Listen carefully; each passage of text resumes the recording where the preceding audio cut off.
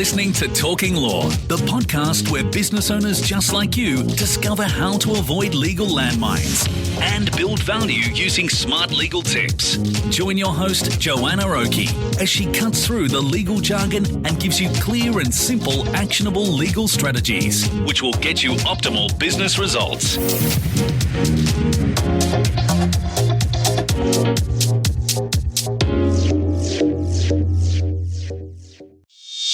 Hi, it's Joanna Oakey here, and welcome back to Talking Law, a podcast proudly brought to you by our commercial legal practice, Aspect Legal. Now, today we are sitting in the middle of the coronavirus epidemic in an extremely unsettling time. And today's podcast is all about the first rule of the game is staying in the game. And the idea of this podcast is to give you, our listeners, a whole heap of pointers for how you and your businesses right now can be taking proactive steps to ensure that you are staying in the game. And in order to talk about this topic, I have on the show Michael McGrath from Oasis M&A. Michael has been in business since the age of 23, spending more than 25 years starting, building, buying and selling a range of private companies, including food, manufacturing, recruitment, publishing, retail and distribution. He's now the founder and CEO of Oasis M&A Sydney that advises shareholders of private companies around succession and exit strategies. And today, Michael and I reflect on what is happening in these current times, reflect on the approaches that many of our clients are taking that can lead to different results, and take a walk through looking at some of these areas of what owners of businesses should do when they're seriously under pressure and threatened, which of course is almost every business at the moment. We look at the practical steps businesses can take. We look at dealing with banks, staff, stakeholders. We talk about understanding your numbers. And in particular, we look at the benefit of proactively creating an action plan for your business and how to do that, even when the future feels uncertain. So buckle in, here we go. Here's our discussion with Michael McGrath from Oasis M&A. Hi, Mike. Welcome to Talking Law. Hi, Joanna. Great to have you on board. Okay, so I absolutely love the name of our topic today. In a very uncertain world that we're sitting in at the moment, first rule of the game is stay in the game. That's golden. I have to credit you with that title. That's a good one. I'm not even sure where I got that from, but I've always used that. It's always very grounding, isn't it? The idea that survival is the number one goal. Exactly. Yeah. And we are sitting, I'm not sure when it is that you're listening to this podcast, but Mike and I are here talking right in the middle of the throes of the coronavirus at the moment, right in the middle of uncertainty for businesses all around us who are wondering, what do they do now? Mike, you work with a number of businesses, and you work with businesses both in exit mode, but not just in exit mode, also working them through the strategy of the business. Is that right? Maybe if you could step us through how you work with businesses. Yeah, so I mean, we have a transaction business and we do a lot of M&A work, and predominantly that's on the sell side, but we do some buy side as well. So that's been a long legacy of ours going a long way back. But in the last couple of years, we've always done advisory work, probably in Australia for the last 10 or 12 years, but that's really grown a lot in the last couple of years, where we've begun to work with owners that are looking for strategic input, and they're looking for advice, guidance and support often from a non-exec point of view. So often from they're slightly removed, improving their governance, improving organization, reorganization, whatever you call it. And then so we've done a fair bit of that. And then there's the kind of business that maybe wants to sell in the next 3 to 5 years, but wants to try and optimize what they're doing to make sure that, that eventual exit goes well. And we've got a number of those sorts of clients. So we've got some good skills in how to run a business. I've been in business now for 35 years. I've started and built and sold a number of my own companies. And so, we've got sort of deep skills, particularly around strategy and, where to play and how to win, really, in a market. And owners are not often able to pull on those sorts of resources in a right-sized, cost-effective way. And so we developed this service that allows us to do that. And I've really enjoyed doing it. I work with some fantastic people. You know, small to medium-sized business owners are salt of the earth, really. And they, you know, they're hardworking. They, you know, they love their staff. They love what they do. And we just try and make sure we're useful and in helping them, you know, maybe professionalize a bit, stiffen up a bit, get a little bit more organized, particularly around planning and forecasting and finance. And, you know, that can be done very cost effectively in our view. And I share with you an absolute love of the SME market and dealing with founders and owners in the SME market. And what I'm seeing at the moment, I'm seeing, you know, businesses who are running the gamut, all the way from businesses who actually have had a boost to their business because they're online, or they're well positioned for some of these areas that have boomed a bit through the coronavirus. But the majority of businesses are sitting somewhere in the either really poorly, you know, badly affected. They've had to stand down all of their staff. They've had complete revenue. You know, one client I was speaking to yesterday has had 90% of their revenue fall away. Now that's a massive impact on business. Yeah. But, you know, even businesses that aren't directly impacted but have clients who are in areas that are impacted are also therefore impacted themselves. Yes. You know, It's just that that's a little bit slower to flow through. And I'm seeing two different camps. I'm seeing business owners that are just really anxious about what's going on at the moment because they feel they have A, no control, and B, no real compass. You know, they don't know how to deal with the situation. They're not sure what to do next. And then the other group of business owners and managers who have just been right off the bat really strongly into setting plans, you know, even when those plans are negotiating with landlords, organising stand downs, you know, dealing with their costs, trying to find contracts that they can terminate. But, you know, taking steps appears to feed into maybe the optimism, the general energy and feeling that each of these business owners have, not so much the actual financial impact on the business, which I find is really interesting. So maybe if you can give us your insights at the moment, Mike, what are you seeing across the board in the different clients that you have on board? Look, I think the first thing to say, right, is that there are 30 million people employed in Australia, and well over 50%, 52, 53% are employed by small to medium-sized enterprise. So, you know, to a very large extent, small businesses are the engine of the economy. And the great bulk of those people are employed in businesses, about 90% of them are employed in businesses of less than 20 people. And so by our very nature, those of us who are running those kinds of smaller businesses, we don't have the resources and we don't have the balance sheet strength that other larger companies have got. So no wonder people are feeling vulnerable. Yeah. And I think it's okay. I mean, this is unprecedented. I've been in business since I was 23. So this is 35 years now in business, and I was around for that 1980 recession when I left school in the UK, and unemployment was 10%. I was around for the 1990 recession, where, you know, the recession we had to have. I think interest rates were 16 or 17%, and I was very overexposed at that point with a big overdraft with Barclays Bank in the UK. And so, you know, I spent 2 years trying to recover from that and save the business effectively. And we were on a knife edge, a complete knife edge for quite a sustained period of time. So I've been through some stuff, but I've never seen the likes of this. I mean, literally, Joanna, in 3 weeks, we went from the economy's going full pelt to the economy's kind of been switched off. Almost. Yeah. And that's unprecedented. So, you know, what we have got as a small business is we seem to have a government that's really getting this. And there's some stimulus available, and we need to be across that as owners and make sure we're using the stimulus and we're doing the planning that you referred to earlier.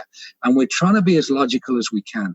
We've got to manage our emotions because we've got stakeholders and we've got customers, we've got staff, you know, we've got our families. There's a whole bunch of people that are stakeholders for us, and we've got to step up and be resilient and manage our emotions and make sure that we we're logical, and that we just keep doing the next right thing, whatever that is. No one really knows how this is going to look in the next 6 to 9 months or longer.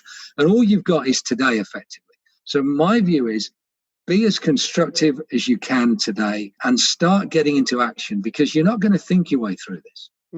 But you're going to act your way through it, I think. And sometimes that's just doing the next right thing, whatever that is. So let's drill into that. So what does that mean in a really practical perspective? What are some examples that you're working through with businesses? I'm on the board of 10 private companies. All 10 of them, I'm forced to ask the question, right, where are we now? Okay, so we get that anyway. We've got monthly meetings. We know where we're. Up until the end of February, it was largely business as usual. So March began to see the first impact, right? So we began to look at March very closely. And then we said, okay, what's going to happen in April, May, and June for us? All the clients have got a budget. So the question is, how soft will it be? Now, different clients are in different sectors, and there's a different answer to that question. Yeah. You've got to ask that question. How soft will revenues get, and why in the next quarter? And the next question is, let's look at our debtors. Let's do a risk assessment on our debtors. Which debtors are going to pay us in the next quarter, and which might not be able to pay us? And then you come up with some numbers. And it's grade 6 maths. It's not complicated, this. People want to overcomplicate it, but the revenue less the cost is the profit or the loss. So once you've done that, you say, right, okay, well, what do we now do? That's giving us a hole in our revenues. And then we look at our cost side and say, okay, what can we cut? And, what is an appropriate response to this? After we've factored in the stimulus, after we've factored in our debtors and what we can do on the creditor side, after we've had a look at how soft revenues might get, then we're left with the call of, okay, what do we cut? And, one of my guys, James, found $45,000 worth of savings that we could make almost immediately that don't really impact our business. I mean, some of them we're paying for stuff that are just clung to us. I mean, costs cling to a business like barnacles cling to a bottom of a boat, right? So they just turn up, right?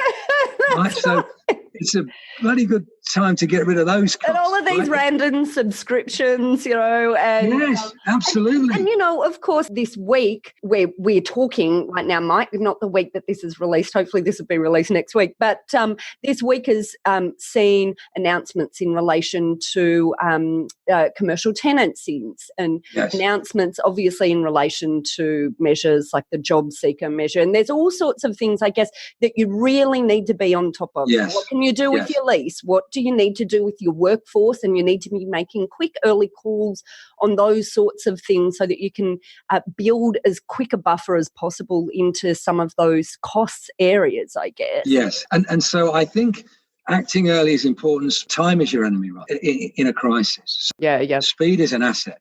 And so I think once you've figured out how bad it looks, and then you start overlaying the stimulus, you're probably still going to end up with a negative number, right? And that's the bit where that's got to drive your cost cutting, right? So when you've done everything you can, what are you left with? Is it negative? Okay, what are you got to cut to make that? Or you go and see the bank, right? And if you've invested in that relationship, and the banks can do certain things. They're still the banks, right? They're not equity investors, but there's never been a better time to show up at the bank with a good logical plan. So the test with the bank is it bankable, right? Would I bank it in normal times? And I say you've got to put a plan together that makes sense to them and is logical. And I think, there are various things they can do. They've got the cookie jar. No point moaning about the banks. They got the cookie jar. We need some of it. So get in line and put a good case together that says, look, this is what we've done. This is where we're going, and this is what we need a bit of help with. How you fixed? And I think that they will do what they can. And then I think once you've done that exercise for Q4, then I think you repeat it in Q1 and 2. And you say, right, what does 1 and 2 look like? And you've got to have a crack at this. It's not good enough to say, well, I don't really know, therefore I shouldn't do it. No, let's have a crack at it. What does July, August, and September look like for your business, given what you saw in March, and given what you're seeing at the moment, and given other previous experiences of recession, and how can you adjust and change? And how can you make I've got a client at the moment that's in health, safety and hygiene, and they've already put 6 COVID-19 services together, and they've got 6 new clients who've taken advantage of those straight away. Yeah. Right. So they've shown an ability to pivot and quickly and go to work. I've got another client that's in manufacturing, and we're currently looking at making part of a ventilator for another business, right? So because ventilators are in demand, we've got great skills in silicon manufacture. So we look like we might be able to be of service. And so, they might be extreme examples. Maybe you can't do anything like that. Yeah. But what can you do? I mean, the question is, what can I do? Yeah. Right? And what makes sense? Now, so one of the things you can do is look after your customers and double down on the ones you've got who are still buying. There's never been a better time to make sure that they're getting what they need and they know you're around. And I just want to add to that, because there's been some changes in relation to insolvency laws in past weeks, and also to exposure for directors. And I think that can be really positive, but that can create difficulties.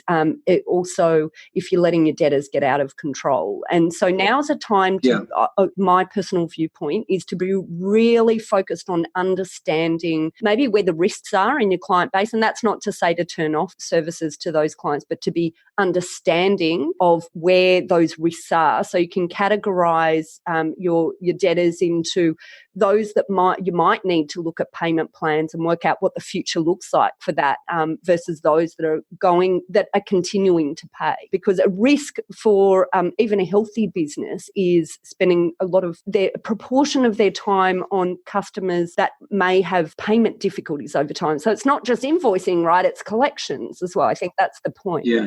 Look, I think you raise a really good point, which is why we've done risk assessments on all the debtors of all the businesses. And by that, we just mean we sat down, we went through them. Generally, if you're like most businesses, 80% of your revenue is probably coming from 20% of your clients. So really, often this is about the top 10 or 15 or 20.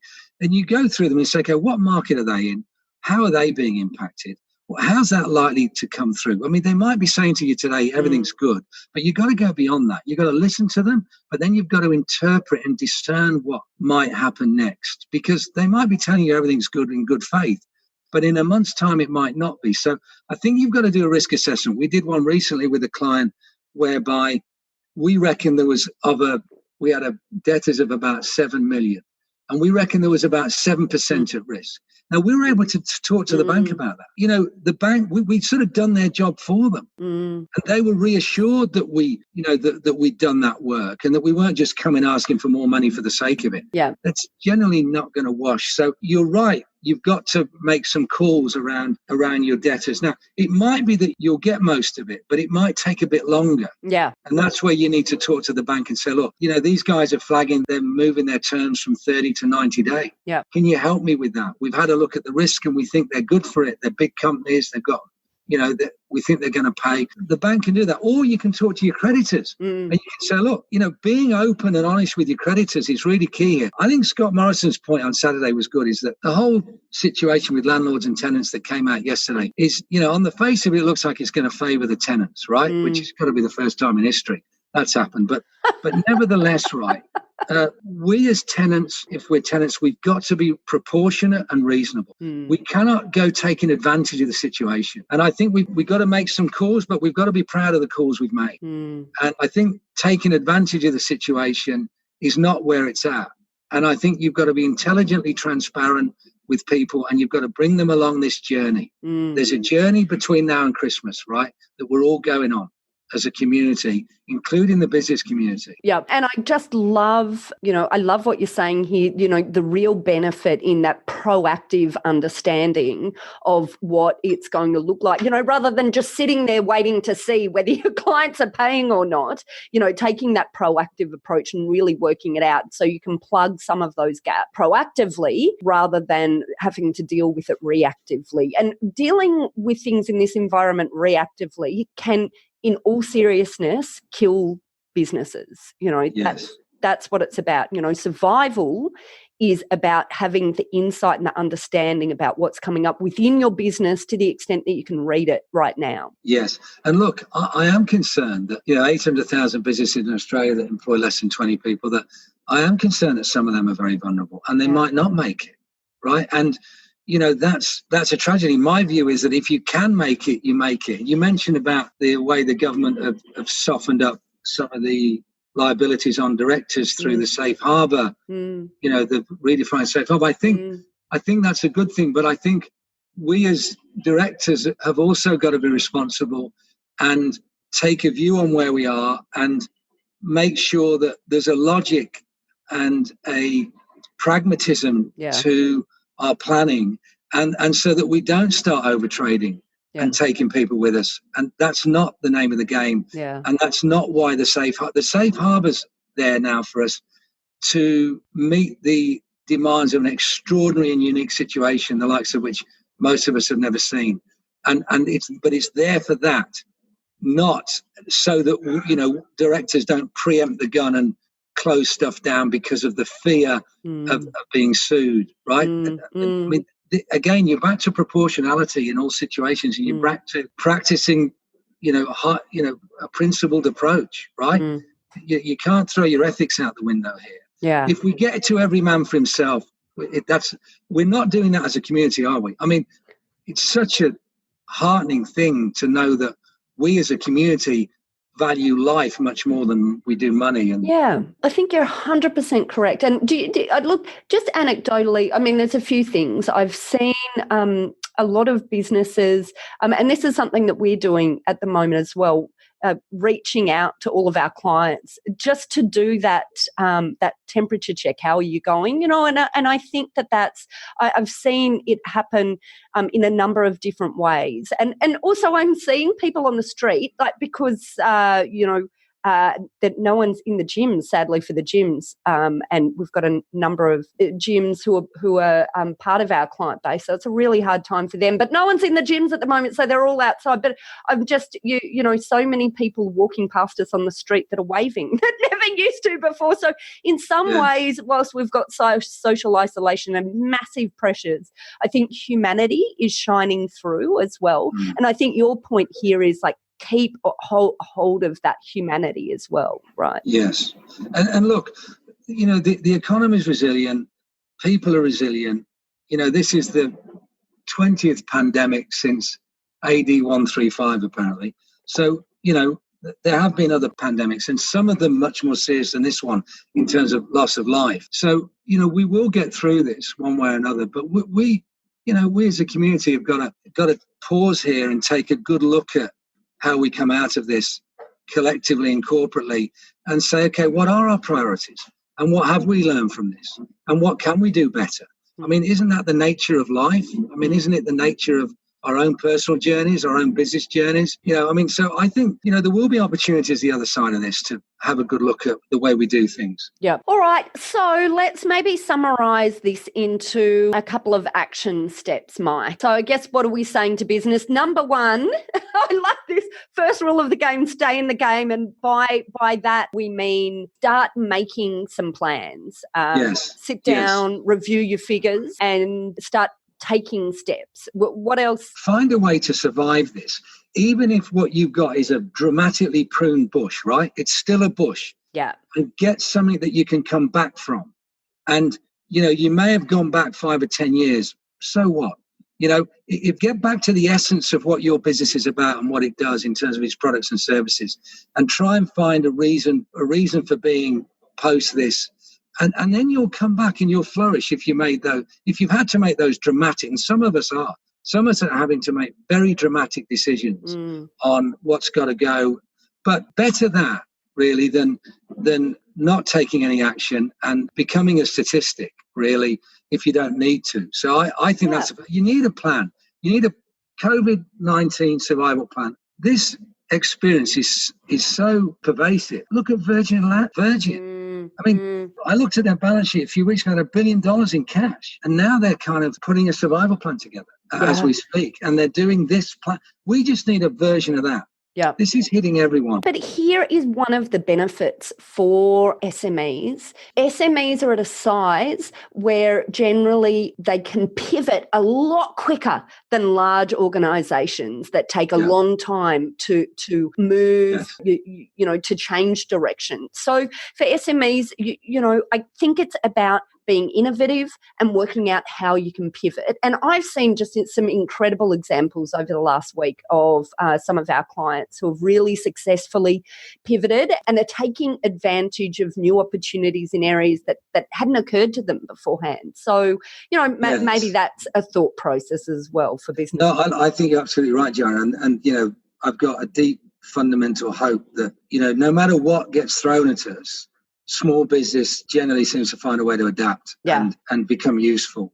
And this will be no different. I suppose my argument and what I'm urging people to do is to make sure they've got a plan and it's rational and logical. You'll feel better if you've done it. It doesn't have to be war and peace. A few slides on a PowerPoint will do, as long as you've thought it through. And know your numbers, and then be able to communicate that to your stakeholders, including the bank or the staff. So I think if you can do that, then I think you're freed up to get more creative.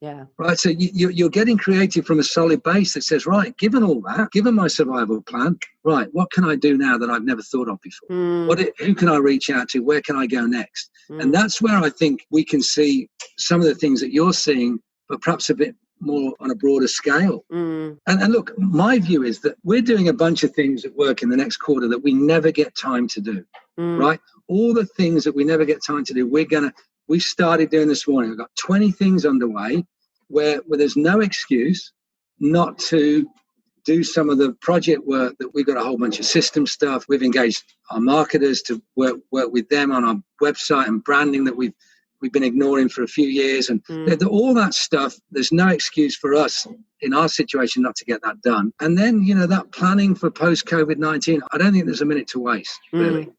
Be ready for the uptick. That's what. Come out swinging. Well, that's what I'm saying from the optimist perspective. I love it. Yeah.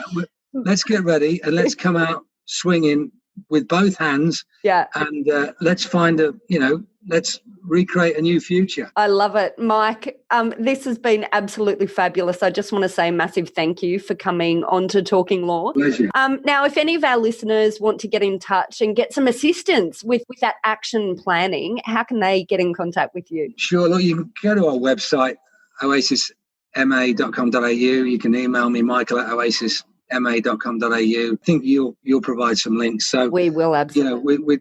We love to hear from anyone that wants to have a chat about, what they might be able to do. If we can be of service, great. If not, let's just have a chat. You've got some time. More time than we did on all your projects. Well, that's true. Yeah. Love it, Mike. Thank you so much. Thanks, Joanna. That's it for this episode of Talking Law, focusing on the first rule of the game, which of course is to stay in the game. If you'd like more information about this topic, or if you're the sort of person who likes to see a transcript of podcast episode, then just head over to our website at www.talkinglaw.com.au. And at that website and in our show notes where you're listening to this podcast, you'll also be able to find details of how to contact Michael McGrath at Oasis M&A if you would like any assistance with creating an action plan for your own business. And in the show notes and on our website, you'll also be able to find out how to contact our lawyers at Aspect Legal if you would like any assistance in your business in dealing with leases or landlords, dealing with employment issues that may be appearing at the moment in relation to stand downs, redundancies or leave, or if you'd like any assistance on dealing with contracts, contract termination, or also debt recovery. We have our team of legal eagles ready and waiting to assist, and so you can find out on our website at talkinglaw.com.au or over at Aspect Legal.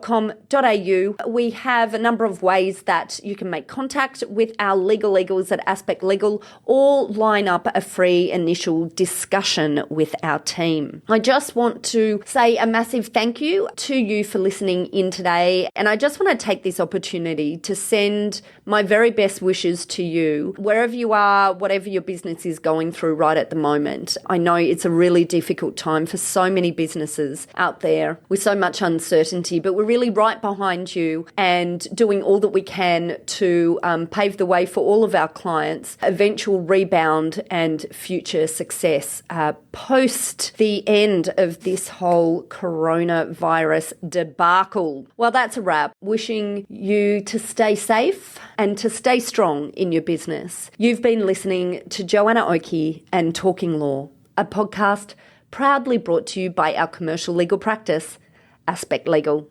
See you next time.